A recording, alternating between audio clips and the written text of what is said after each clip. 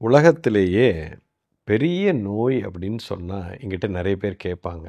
ஒரு கேன்சரா, எய்ட்ஸா, இல்லை பெரிய ஹார்ட் டிசீஸா, இந்த மாதிரி எல்லாம் என்கிட்ட கேட்பாங்க. அப்போ நான் எப்போவுமே சொல்லுவேன், உலகத்திலேயே பெரிய நோய்ங்கிறது பயம்தான். Fear is the biggest disease on the planet. ஆனால் இதை விட ஒரு கொடிய நோய் ஒன்று இருக்குங்க. அது என்ன நோய் தெரியுங்களா? இந்த பயத்திலிருந்து எப்படி நான் வெளியில் வர்றது அப்படிங்கிற பயம். இந்த பயம்தான் இருக்கிறதுலே கொடிய நோய். அதாவது பயங்கிறது இயல்பாக நமக்குள்ளே இருக்கிறது பயம். ஆனால் இப்போ இந்த பயத்திலேருந்து நான் வெளியில் வரணும், எப்படி வெளில வருது? ஐயோ, இந்த ஃபியர் எனக்கு ரொம்ப பயத்தை கொடுக்குது, இதிலேருந்து நான் வெளியில் வரணும்னு நீங்கள் நினைக்கிறீங்க பார்த்தீங்களா? இது அதை விட பெரிய கொடிய நோய். ஏன்னா this is what you are creating. நீ அதை விட்டு விலகணும்னு நம்ம எப்போ நினைக்கிறோமோ இப்போ தான் அது என்ன ஆகும்னா அது பல மடங்கு ஜாஸ்தி ஆகும்.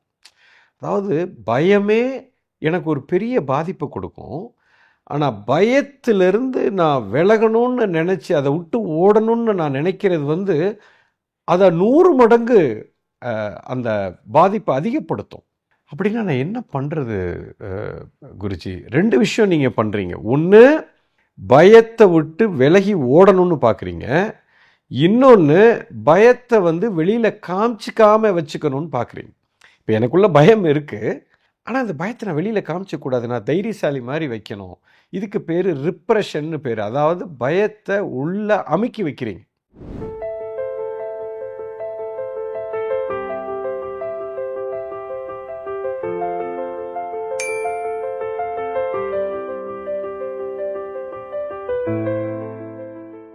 உள்ளுக்குள்ள இது இன்னும் பெரிய பாதிப்பு உருவாக்கும். இந்த ஃபியர் எல்லாம் உள்ளுக்குள்ளே போய் அன்கான்ஷியஸ் லெவலில் ஸ்டோர் ஆகி மிகப்பெரிய பயமாக மாறும். இது எங்கே போய் முடியும்னா கோபத்தில் போய் முடியும், ஆங்கரில் போய் முடியும். ஆங்கருக்கான ஒன் ஆஃப் த மெயின் ரீசனே பயந்தாங்க. ஓகே, ஆங்கருக்கு அப்புறம் வரும். இப்போது இந்த பயம் அப்படிங்கிற ஒரு விஷயம் எனக்குள்ளே இருக்குது. இதிலிருந்து நான் எப்படி வெளியில் வரணும்? ஃபஸ்ட்டு வெளியில் வரணும்னு நினைக்காதீங்க. இந்த கணத்தில் எனக்கு பயம் இருக்குது, அதை நீங்கள் முழுமையாக பாருங்கள். பி எ பியோர் விட்னஸ். அது ஒரு சாட்சியாக உட்கார்ந்து வேடிக்கை பாருங்கள். விழிப்புணர்வாக இருக்கணும். அந்த பயத்தை நான் பார்த்துக்கிட்டே இருக்கணும். எனக்குள்ள ஒரு பயம் இருக்குது, அதை ரிப்ரெஸ்ஸும் பண்ணக்கூடாது, அழுத்தியும் வைக்கக்கூடாது, அதை மூடியும் மறைக்கக்கூடாது, அதை விட்டு ஓடணும்னு நினைக்கக்கூடாது. இந்த கணத்தில் எனக்கு இந்த பயம் இருக்குது, இது எங்கே இருந்து ஆரம்பிக்குது, இது எப்படி இருக்குது அப்படிங்கிற ஒரு பார்வையை அங்கே வைக்கணும். கவனித்து பார்த்தா இது நல்ல நீங்கள் கூர்ந்து அப்சர்வ் பண்ணிங்கன்னா பயம்ங்கிறது ஒரு உணர்வு தான்.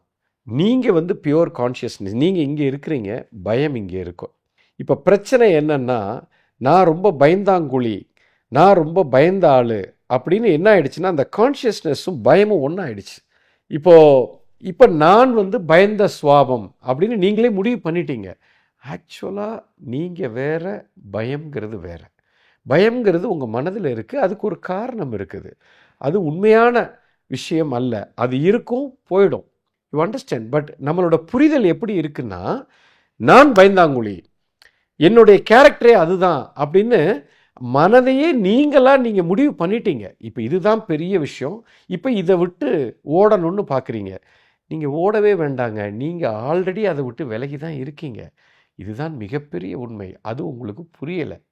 இப்போது நான் வேற, பயம் வேற அப்படின்னு எப்போ ஒரு மனிதன் புரிஞ்சுக்கிறானோ அப்போவே அது விலகி தான் இருக்கீங்க.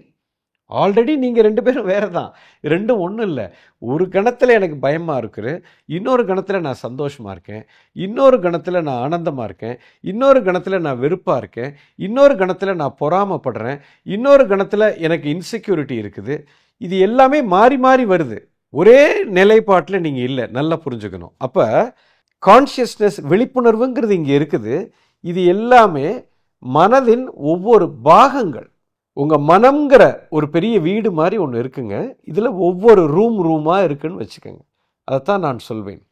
அப்போது இந்த உயிர்த்தன்மை, இந்த கான்ஷியஸ்னஸ்ஸு இந்த பர்டிகுலர் ரூமுக்குள்ளே போய் உட்காந்துக்கிட்டு பயம்னு பார்க்குது. ஆனால் நீங்கள் அதைத்தான் பயம்னு நினச்சிக்கிறீங்க. இப்போ இதுதான் மிகப்பெரிய தவறு. அப்போ அதிலிருந்து உள்ளே போய் உட்கார்ந்துக்கிட்டு நான் பயந்தாங்கொழின்னு நினச்சிக்கிட்டு இதை விட்டு ஓடணும்னு பார்க்குறீங்க. ஐயா, முதல்ல நீங்கள் வேற அது வேறங்கிற புரிதல் எனக்கு வரணும். இவ்வளோதாங்க பாயிண்ட்டு. அதுக்கு நான் என்ன செய்யணும்? விழிப்பாக அதை பாருங்கள். அதை விட்டு ஓட பார்க்காதீங்க, அதை அமுக்க பார்க்காதீங்க, அதை ரிப்ரெஸ் பண்ண பார்க்காதீங்க. இது எதையுமே செய்யாமல் இருந்தீங்கன்னாலே உங்களுக்கு புரிய ஆரம்பிச்சிடும். பயம் கட்டாயம் உங்களுக்கு ஒரு பாதிப்பை கொடுக்கும். பயம் நல்லதா கெட்டதா? இது நல்லதா கெட்டதான்னு பார்க்க வேண்டாம். இந்த உலகத்தில் நல்லதுன்னு கிடையாது, கெட்டதுன்னு கிடையாது. நல்லா புரிஞ்சுக்கோங்க. ஒரு விஷயம் நல்லது கெட்டதுங்கிறத பார்க்குறத விட்டுட்டு எனக்கு இது பாதிப்பை ஏற்படுத்துதா இல்லை நான் ஆனந்தமாக இருக்கணும், இவ்வளோ தான் நீங்கள் பார்க்கணும். ஒரு விஷயம் எனக்கு என் உயிர் சக்தியை மேலோங்கி எடுத்துகிட்டு போகுது அப்படின்னா நான் ஆனந்தமாக இருக்கேன்னு அர்த்தம். அப்போது அது எனக்கு உகந்தது. ஒரு விஷயம் எனக்கு ஒரு பாதிப்பை கொடுக்குது, எனக்கு என் உயிர் சக்தியை எடுக்குது அப்படின்னா அது தப்பான விஷயம். இப்போ பயம்ங்கிறது எனக்கு உயிரை கொடுக்குதா இல்லை என் உயிரை எடுக்குதா அப்படின்னு நீங்கள் பாருங்கள். தெளிவாக அது உயிரை எடுக்குது. அப்போ உங்களுக்கு ஒரு பாதிப்பை தான் கொடுக்குது. அப்போ அது தப்பு. பாரத தேசத்தின் நெடிய ஞான மரபின் தொடர்ச்சி குரு மித்ரே சிவா நடத்தும் அல்கெமி புரோகிராமில் பங்கேற்க ரெஜிஸ்டர் செய்யுங்கள் அல்லது கால் 9655992559. எங்கள் வெப்சைட் www.matangifoundation.org. இந்த பயம் அப்படிங்கிறத எங்கேருந்து ஆரம்பிக்குது அப்படின்னு பார்த்தா என்னுடைய மூலம் எங்கே இருக்குது அப்படிங்கிறத நீங்கள் புரிஞ்சுக்கணும். எதையோ ஒன்று நீங்கள் இழந்துருவீங்க அப்படிங்கிறதான் பயத்துக்கான மூல காரணம். இழப்பு அப்படிங்கிறதான் மூல காரணம். அதாவது பொருளாதாரத்தை இழப்பீங்க, பணத்தை என்னை விட்டு போயிடும், வேலை என்னை விட்டு போயிடும், என் பிள்ளை என்னை விட்டு போயிடுவான், என் மனைவி போயிடுவாங்க, என் கணவர் போயிடுவாங்க, எங்கள் அப்பா அம்மா என்னை விட்டு போயிடுவாங்க. இது இப்படியே போய் கடைசியில் இது எங்கே போய் முடியுதுன்னா மரணம், நானே போயிடுவேன் அப்படிங்கிற ஒரு மூலம் இங்கேருந்து ஆரம்பிக்குது. ஸோ இந்த பயம்ங்கிறது fear of death is the ultimate fear. You understand? நீங்கள் அதைத்தான் புரிஞ்சுக்கணும். மரண பயம்தான் மூலத்துக்கு எல்லாமே காரணம். இதில் இன்னொரு முக்கியமான அம்சம் இருக்குங்க, ரொம்ப ரொம்ப முக்கியமான. இப்போ இழப்பு அப்படிங்கிறத எங்கே வரும் நீங்கள் நல்லா கூர்ந்து கவனிங்க. இழப்புங்கிறது ஃப்யூச்சர் ரிலேட்டட். இந்த கணத்தில் இப்போ நான் உட்காந்துருக்கேன், நீங்கள் இருக்கீங்க. இந்த கணத்தில் நான் எனக்கு இழந்ததை பற்றி நான் கவலைப்பட மாட்டேன். நாளைக்கு நான் அதை இழந்துருவனோ, நாளைக்கு என் வேலை போயிடுமோ, என் வேலை இப்படியே நிலச்சி நிற்குமா, என் குடும்பம் இப்படியே நல்லா இருக்குமா, என் பையன் ஃப்யூச்சரில் நல்லா வந்துடுவானா, என் பொண்ணுக்கு கல்யாணம் நடக்குமா, என் பையனுக்கு வேலை கிடைக்குமா, என் பிள்ளைங்க என் பேர பிள்ளைங்க எங்கள் அப்பா அம்மாலாம் அடுத்த 30 வருஷத்துக்கு நல்லபடியாக வாழுவாங்களா. அப்போது நல்ல கவனிங்க. ஃபியர், இந்த பயம்ங்கிறது எதிர்காலத்தை வச்சு தான் இருக்குது. ஸோ ஃபியர்னாலே நீங்கள் என்ன ஆயிட்டீங்கன்னா நிகழ்காலத்தை விட்டுட்டு எதிர்காலத்துக்கு போயிட்டீங்க. இதுதான் பயத்துக்கான மூல காரணம். எப்போ ஒரு மனிதன் இயல்பாக இந்த கணத்தில் வாழ்கிறானோ அவனுக்கு பயம் இருக்காது. இந்த கணத்தை பற்றின பயம் உங்களுக்கு கிடையாது, எதிர்காலத்தை பற்றின பயம்தான் வருது. இதில் இன்னொரு முக்கியமான விஷயம் என்னென்னா, இதுதான் பயத்துக்கான மூல காரணம். இந்த பயம்தான் உங்களுடைய அத்தனை எமோஷனையும் அது ட்ரிகர் பண்ணுது.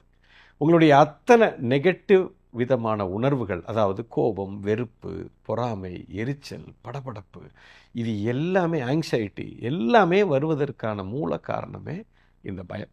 குறிப்பாக கோபம்.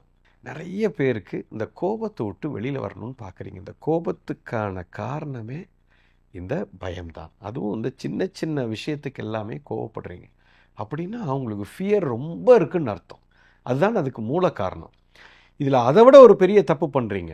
இந்த கோபப்படுறது மட்டும் இல்லை, இந்த கோபம் வருவதற்கான மூல காரணம் பயம்ங்கிறது புரியலை.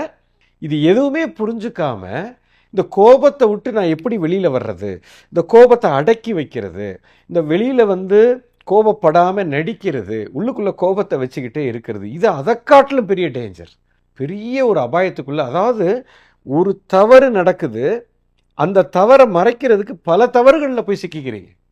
அப்போது இந்த சின்ன சின்ன விஷயத்துக்கெல்லாம் நான் கோவப்படக்கூடாது. நிறைய பேர் சொல்லிக் கொடுக்குறாங்க. Anger management program, stress management program. இதெல்லாம் கோமாளித்தனம். அதாவது சின்ன சின்ன விஷயங்களை இப்போ நான் கோபப்படுறத நான் உள்ளே அமுக்கிட்டே வந்தேன்னா இந்த கோபம் எல்லாம் எங்கேயும் போகலைங்க, உங்களுக்குள்ளே போய் அன்கான்ஷியஸ் லெவலில் உள்ளே போய் பதிவாகி வருது. அப்படியே ரெக்கார்ட் ஆகிட்டு இருக்கு. எல்லாமே அக்யூமுலேட் ஆகிட்டே இருக்குது. அக்யூமுலேட் ஆகி நாளைக்கு நியூக்ளியர் பாம் மாதிரி அது வெடிக்கும். வெடித்து செதறும் போது எதிராளி மட்டும் இல்லை, நீங்களுமே அதில் பெரிய பாதிப்புக்குள்ளாகிறீங்க. உங்களை சுற்றி இருக்கிறவங்களும் பாதிக்கிறாங்க, நீங்களும் பாதிக்கப்படுறீங்க, மிகப்பெரிய பிரச்சனைக்குள்ளாகிறோம். இது அதுக்கு நீங்கள் அப்பப்போ காமிச்சிட்டிங்கனாலே அது சின்ன சின்ன ஒரு வெடி சத்தத்தோட சின்ன ஊசி பட்டாசு மாதிரி போயிடும். அது அணுகுண்டு மாதிரி வராது. ஸோ முதல்ல நல்லா புரிஞ்சுக்கணும், கோபத்தை சப்ரஸ் பண்ணக்கூடாது, கோபத்தை அமுக்கி வைக்கக்கூடாது. அதுக்கான காரணம் பயம் என்று புரிந்து விட்டது. பயத்துக்கு மூலம் எங்கே இருக்குன்னு பார்த்தா ஃப்யூச்சர் ரிலேட்டடாக இருக்கீங்க. அது மரண பயம்தான் மூல பயம்னு புரியுறது. இப்போது இதெல்லாமே ஒரு எமோஷனை கொண்டு வந்து க்ரியேட் பண்ணுது. அப்போ என்ன குருஜி பண்ணுறது? அப்போ கோபத்தை அடக்கியும் வைக்காதேங்கிறீங்க. கோபப்பட்டு கத்திட்டேன்னா அங்கே சுற்றி இருக்கிற சூழ்நிலையில் ரொம்ப ரொம்ப ரொம்ப எம்பாரசிங்கான ஒரு சுச்சுவேஷனில் வந்துடுது. ஒரு என்னால் அடக்கி வைக்க முடியலன்னா எல்லாரும் இருக்கிற நேரத்தில் நான் கத்தி கோபப்பட்டு அது ரொம்ப ஒரு அசிங்கமான ஒரு சூழ்நிலையை உருவாக்கி எனக்குள்ள ஒரு பெரிய குற்ற உணர்ச்சி ஏற்படுத்தி, என்னடா இப்படி நம்ம கோவப்பட்டோமே, இப்படி பண்ணியிருக்கக்கூடாது, ரொம்ப தர்ம சங்கடத்துக்கு உள்ளாயிரனே, இப்போ அதிலிருந்து எப்படி நான் வெளியில் வர்றது? அப்போ அதை காமிக்க சொல்கிறீங்களா இல்லை காமிக்காமல் இருக்கணுமா? நான் என்ன தான் பண்ணுறது அப்படிங்கிற ஒரு கேள்வியும் வருகிறது. இப்போது கோபத்தை அடக்கியும் வைக்க வேண்டாம், அதை காமிக்கவும் தேவையில்லை. இப்போது எனக்குள்ள கோபம் வந்துருச்சு அப்படின்னா அதை கொஞ்ச நேரம் அப்படியே பாருங்கள், அதை விழிப்பாக இருங்க. எங்கேருந்து இந்த கோபம் வருதுங்கிறத விழிப்பாக கவனிங்க. இதுக்கு பேர் ஒரு விழிப்புணர்வு என்று பெயர். அதாவது கோபம்ங்கிறது ஒரு உணர்வுங்க, நீங்கள் வேற, கோபம் வேற. இதை புரிந்து கொள்ள வேண்டும். Understanding anger is the key. அதை நீங்கள் அமுத்தியும் வைக்கக்கூடாது, வெளியிலையும் காமிக்க தேவையில்லை. The moment you start witnessing it, அதை அப்படியே வியூ பண்ண ஆரம்பிச்சிங்க, அதை ஒரு பார்வையாளராக ஒரு சினிமா படம் ஓடுதுன்னு வச்சுக்கோங்களேன். நீங்கள் தனியாக இருக்கிறீங்க, நீங்கள் கோபம் தனியாக இருக்குது. இதை எப்போ நீங்கள் பார்க்க ஆரம்பிச்சிட்டிங்களோ இப்போது ஒரு பெரிய ஒரு அண்டர்ஸ்டாண்டிங்கு வந்துடுவீங்க. கோபத்தை பற்றி புரிந்து தான் கொள்ள வேண்டுமே தவிர அதை அமுத்தியும் வைக்கக்கூடாது, அதை மாற்ற பார்க்கக்கூடாது. எந்த ஒரு எமோஷனையுமே நீங்கள் பார்க்கணும், ஆனால் அதுக்குள்ளே போய் உட்காரக்கூடாது, அதை வெளிப்படுத்த தேவையில்லை. It is not necessary. இந்த எமோஷன் மட்டும் இல்லை, எந்த எமோஷன். அந்த வார்த்தையிலேயே ஒரு அர்த்தம் அடங்கியிருக்குங்க. எமோஷன் அப்படிங்கிறது அந்த இங்கிலீஷ் வார்த்தை, ஆங்கில வார்த்தை ரொம்ப அற்புதமான வார்த்தை. It is always in motion. அது நகர்ந்து கொண்டே இருக்கும், அது நிலையானது கிடையாது. அந்த வார்த்தையிலேயே அந்த அர்த்தம் இருக்குது. எவ்வளோ அழகான வார்த்தை பாருங்கள். ஸோ அதை ஏன் நீங்கள் பிடிச்சி வைக்கிறீங்க? அதை பிடிச்சி வைக்க தேவையில்லை. அதை விட்டு விலகணும்னு அதை ஒதுக்க பார்க்காதீங்க. ரியாலிட்டியே என்னன்னு வாட்ச் பண்ணுங்கள், அது தானாக போயிடும். ½ செகண்டுக்கு மேலே இருக்காதுங்க. எந்த ஒரு உணர்வுமே உங்களுக்குள்ளே தங்காது, அது நகர்ந்து கொண்டே இருக்கும். அது மூமெண்ட்லேயே இருக்கும். அதனால தான் அதுக்கு பேரே இமோஷன்னு பேர். It is always in motion. நகர்ந்து போகிறத எதுக்கு பிடிச்சி நிறுத்தி வைக்கிறீங்க? எப்போ அதை விட்டு விலகணும்னு நினைக்கிறீங்களோ அது இன்னும் அதிகமாகும், இன்னும் ஜாஸ்தியாகும், பாதிப்பு ரொம்ப அதிகமாகும். ஸோ என்றைக்குமே ஒன்று புரிந்து கொள்ளுங்கள், எந்த எமோஷனையும் கட்டுப்படுத்தக்கூடாது, அதை ரிப்ரெஸ் பண்ணக்கூடாது, அதை அடக்கி வைக்கக்கூடாது, அதை தூக்கி வெளியில் நியூக்ளியர் பாம் மாதிரி வீசவும் தேவையில்லை. Just watch it, just observe it, be aware of it. அதை விழிப்பாக பார்க்க ஆரம்பிங்க.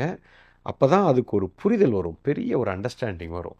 அந்த அண்டர்ஸ்டாண்டிங்கில் அது காணாமல் போய்விடும். இது நான் இல்லை, இது எனக்கு ஏற்படக்கூடிய ஒரு எமோஷன்னு எப்போ அந்த புரிதல் வந்துருச்சோ நீங்கள் அதிலேருந்து விலகிடுவீங்க. இது அறிவாக பார்த்து புரியவே புரியாது.